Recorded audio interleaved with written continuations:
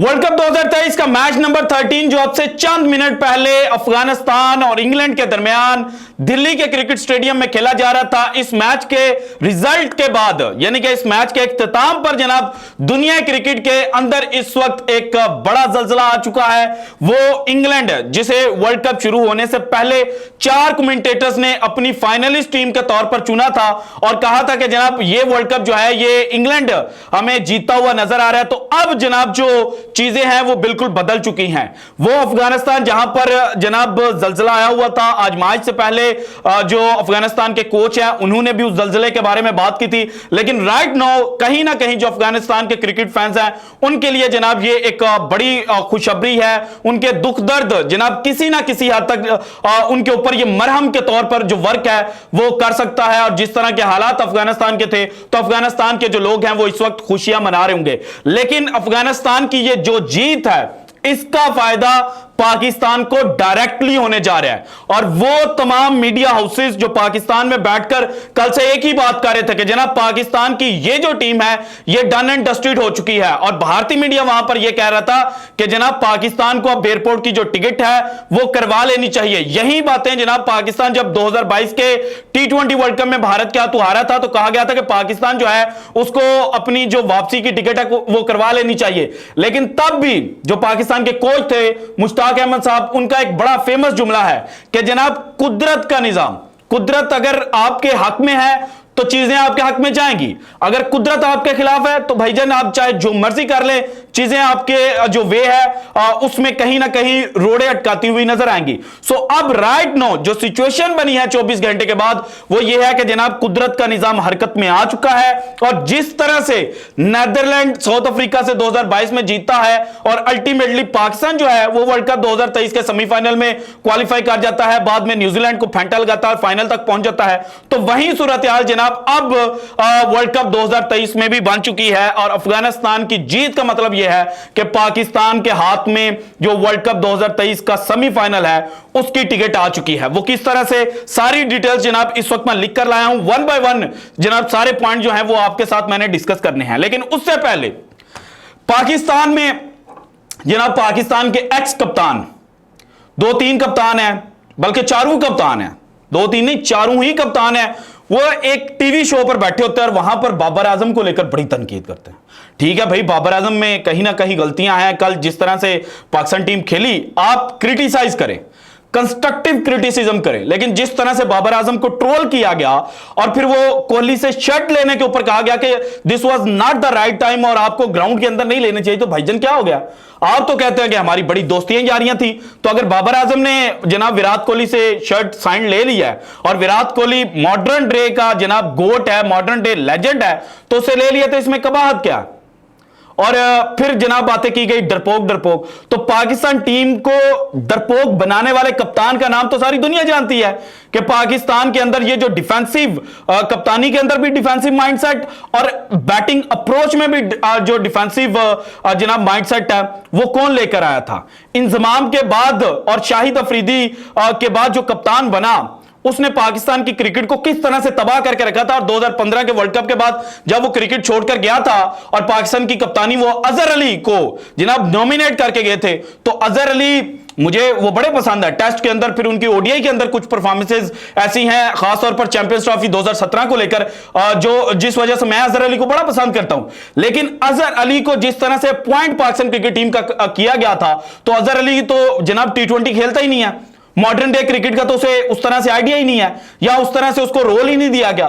तो जब अजहर अली की अपॉइंटमेंट हुई थी ना 2015 के वर्ल्ड कप के बाद, जब वो यूनुस खान भी चले गए और जनाब सरफराज उस वक्त गुड बुक्स के अंदर नहीं थे, तो जिस शख्सियत की रिकमेंडेशन पर अजहर अली की अनाउंसमेंट हुई थी ना, वो आज कह रहा है कि जनाब बाबर आजम एक डिफेंसिव कप्तान है।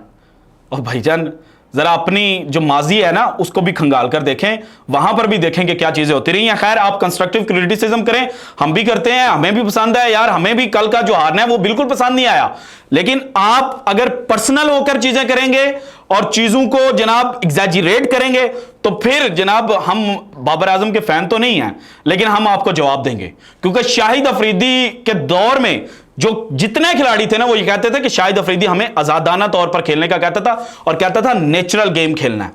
मुख्तार अहमद सियालकोट से उनका ताल्लुक है, उनको जिस तरह से पाकिस्तान टीम में पिक किया गया और जिस तरह से रेगुलर चांसेस शाहिद अफरीदी ने दिए थे जनाब टी20 के अंदर, तो उससे बेहतर एग्जांपल तो किसी की नहीं हो सकती। अहमद शहजाद, उमर अकमल, जितने भी थे ये शाहिद अफरीदी की कप्तानी में खुलकर खेलते थे, लेकिन कप्तान चेंज होता है उसके बाद जनाब इनके भी जो माइंडसेट है वो डिफेंसिव हो जाते हैं। अहमद शहजाद इतना अच्छा प्लेयर था, लेकिन उसके माइंडसेट में ये चीज चली गई कि मैंने अपनी इनिंग्स जो है वो बिल्ड करनी है, मैंने जनाब लंबे जो स्ट्रोक हैं, बड़ी हिटिंग नहीं करनी।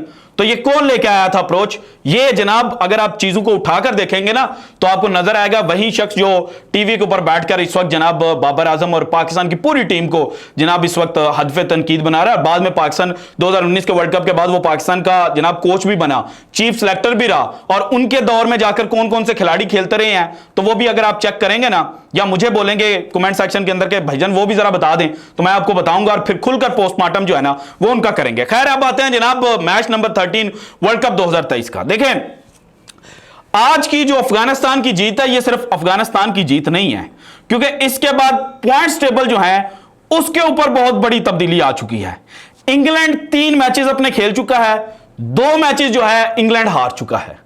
अब जब वर्ल्ड कप शुरू होना था तो उससे पहले मैंने आपको बताया था कि जो टीम वर्ल्ड कप 2023 का सेमीफाइनल खेलना चाहती है उसके लिए लाजमी यह है कि जनाब वो अपने जो 9 मैचेस है उनमें से अगर 6 मैचेस वो जीत लेती है तो फिर शायद रन रेट पर भी जो मुकाबला है वो ना हो और वो वर्ल्ड कप 2023 के सेमीफाइनल में क्वालिफाई कर चुकी हो। अब इंग्लैंड ने अपना पहला मैच हारा न्यूजीलैंड से, दूसरा बांग्लादेश से ये जीत गए, तीसरा अफगानिस्तान से ये हार गए, और ये जनाब एक बड़ी टीम थी जिसके बारे में कहा जा रहा था कि जनाब जो इंग्लैंड है वो जनाब वर्ल्ड कप 2023 का सेमीफाइनल खेलेगी। इसके बाद आ गया ऑस्ट्रेलिया, ये भी बहुत स्ट्रॉन्ग कंटेंडर थे। ऑस्ट्रेलिया भी अपने 2 मैच हार चुका है, एक जनाब ये इंडिया से हारे, 199 इन्होंने स्कोर किया और इंडिया जो थे वो चेज कर गया था। उसके बाद दूसरा ये मैच अपना हार गया साउथ अफ्रीका से। सो दैट मींस इस वक्त टॉप के ऊपर 3 टीमें कौन सी हैं? India, New Zealand, south Africa. उसके बाद मुकाबला किस किस में है? इंग्लैंड, पाकिस्तान और जनाब ऑस्ट्रेलिया। अब पाकिस्तान इंडिया से अपना एक मैच हार चुका है, पाकिस्तान जनाब 2 मजीद मैचेस जो है वो हारना अफोर्ड कर सकता है, लेकिन जो इंग्लैंड है वो अभी तक ना साउथ अफ्रीका से खेला है और ना ही जनाब जो इंग्लैंड है वो इंडिया से खेला है। सो दैट मींस कि वहां पर भी जो इंग्लैंड के चांसेस हैं वो उन दोनों मैचेस में से एक मैच जो है वो बड़ी टीम के खिलाफ जीतना जो है वो इंग्लैंड के लिए लाजमी हो चुका है, और इंग्लैंड और ऑस्ट्रेलिया ने भी बाद में एक दूसरे से लड़ना है। सो दैट मींस कि इन दोनों टीमों को वो मैच भी जनाब चीजें बदल सकता है। तो यहां पर जो चीजें हैं वो पाकिस्तान के वे में जाती हुई नजर आ रही हैं, और ये जनाब आज की जो जीत है, इसके बाद पाकिस्तान खेल रहा है ना जनाब 20 को, अगले फ्राइडे को पाकिस्तान खेलेगा ऑस्ट्रेलिया के खिलाफ और बेंगलुरु में वो मैच है।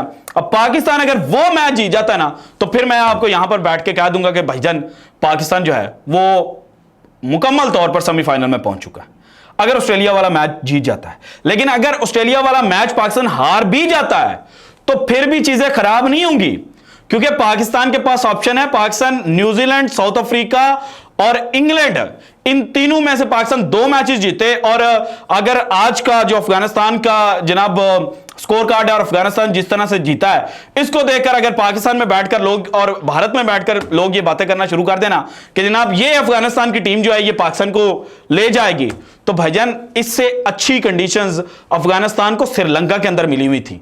वहां पर भी स्पिनर्स के लिए बड़ी साजगार विकेटें थी और वहां पर भी 300 रन जो था वो अफगानिस्तान पाकिस्तान के खिलाफ कर गया हुआ था, लेकिन पाकिस्तान वो 3 मैचेस की जो सीरीज है वो 3-0 से जीत गया था। अब जिस तरह से एक दिमागी तौर पर इफेक्ट होता है कि जनाब हम इस टीम के खिलाफ नहीं कभी जीते, और प्रेशर होता है जनाब के एक जनाब 25 करोड़ पाकिस्तानी जो थे वो देख रहे थे कि भारत से हमने जीतना है, और भारतीय वहां पर कह रहे थे कि जनाब ये एक हाई प्रेशर मैच है, क्योंकि 1,32,000 लोग जो हैं वो स्टेडियम के अंदर आए। वहां पर नर्व्स के ऊपर कंट्रोल कर लिया भारत ने, अब अफगानिस्तान के खिलाफ जितने भी मैचेस हुए पाकिस्तान के, लास्ट मूवमेंट्स, लास्ट बॉल तक वो मैचेस गए और पाकिस्तान वहां से हमेशा जीतता रहा। सो पाकिस्तान को पास एक जनाब जो पॉजिटिव एनर्जी है ना, वो अफगानिस्तान के मैच से पहले आ चुकी होगी। और अगर पाकिस्तान जनाब ऑस्ट्रेलिया से जीत गया हुआ तो फिर चेन्नई के अंदर इतना मुश्किल नहीं है कि जनाब पाकिस्तान जो है उसको अफगानिस्तान जो है वो लपेड़े मारना शुरू कर देगा और अफगानिस्तान वहां पर जीत जाएगा। ये बात जनाब सोचने में आपको बेहतर लग सकती है, लेकिन practically it is very difficult. Pakistan को अफगानिस्तान के हाथों इस वर्ल्ड कप में शिकस्त मिलना वेरी डिफिकल्ट है। और अफगानिस्तान जैसी जो टीमें हैं ना, ये वर्ल्ड कप में जनाब जो सरप्राइज है ना वो दे सकती हैं, लेकिन सरप्राइज ये 2 से 3 मैचेस में नहीं देते, ये एक मैच में सरप्राइज देते हैं। और अगर ये 2 से 3 मैचेस में सरप्राइज देते ना तो फिर इनका सरप्राइज आता है वर्ल्ड कप जीतने तक, कि इनके पास वो एनर्जी, बिलीव, सेल्फ बिलीफ आ चुका होता है जो पाकिस्तान को 1992 में आया था, जो 1983 में इंडिया को आया था। तो इस तरह से चीजें होती हैं। और 1996 में श्रीलंका को भी आया था। सो इस तरह की जो टीमें हैं ना वो एक मैक्सिमम सरप्राइज दे सकती हैं, इससे ज्यादा नहीं देती।